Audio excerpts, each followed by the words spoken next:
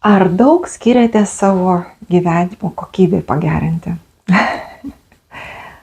Jeigu galite, parašykit į komentarus, kaip jūs gerinat savo gyvenimo kokybę. Kiek dėmesio skiriat, ką realizuojat, ką pakeičiat, ką sukuriat, kaip vyksta, pas jumis atsikėlėt ir kaip šiandien spręsiu savo kažkokius einamosius reikalus. Kokioj nuotaikoj, kokiom įžvalgom, kaip dažnai intuicija pasako, ką daryti jums, vieną ar kitą veiksmą. Ir ar jūs pasitikit savo intuiciją, savim, savo sprendimais, ar yra, nežinau, atsitiktinai kažkaip iš kažkur, bet tokio užtikrintumo kaip ir nėra. Klausimas, kodėl? Kodėl aš nepasitikiu savim?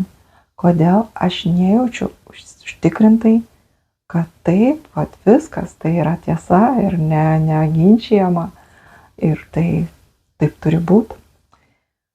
Aš jums pasakysiu paprastai. Iš tikrųjų, jūs greičiausiai dėl to taip jaučiatės, kad jūs nepažįstat savęs. Nepažįstat ne ta prasme, kad aš nežinau, kas aš ten viduje. Viduje jūs begaliniai. Ten pažint reikia daug gyvenimo ir tai nepažįsti, kadangi sudedamųjų dalių labai daug. Bet esminis dalykas, kad jūs nežinot, kaip jūs veikiate. Kaip jūsų visa struktūra, vadinama žmogum, kaip jinai, su kuo jinai bendradarbiauja, su kuo jungiasi, su kuo kažkas prisitraukia arba atsistumia, arba dar kažkas įvyksta ir jūs kažką gavote.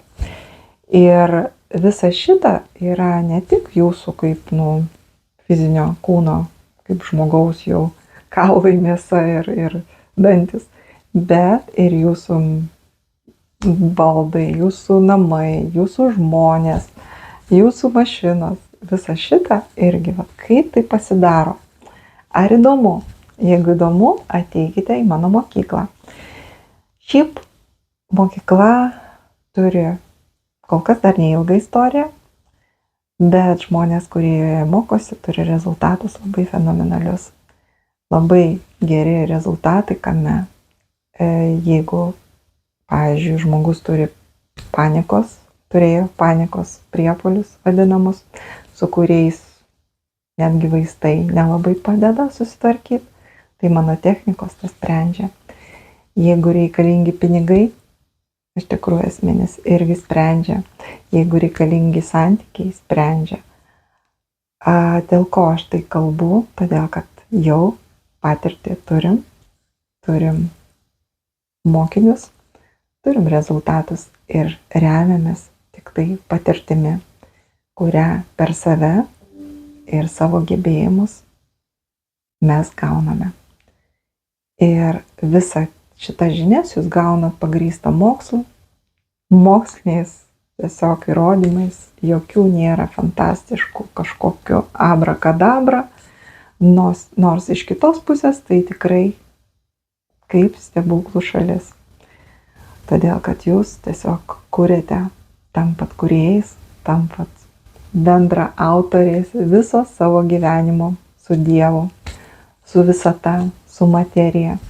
Jūs tiesiog imat ir darot. Ir paskui tik mėgaujatės, ką sukūrėte. Nepalikit savo gyvenimo atsitiktinumui, neatiduokite jų kitiems, nedalinkite savo energijos, kaip sako, televizoriuje. Neatiduokit energijos tam, kam nereikia atiduoti. Susigrąžinkite viską savo, į save, į tą, kurį mylite ir kuris vertas jūsų meilės labiausiai. Laukiu visų savo mokykloje. Registruokitės per atskirą nuorodą ir tikrai papulsite, tikrai būsite mano lauke ir, kaip sako, galėsite matyti žymiai geriau negu įprastai. Sėkmės visų ir laukiu. Iki.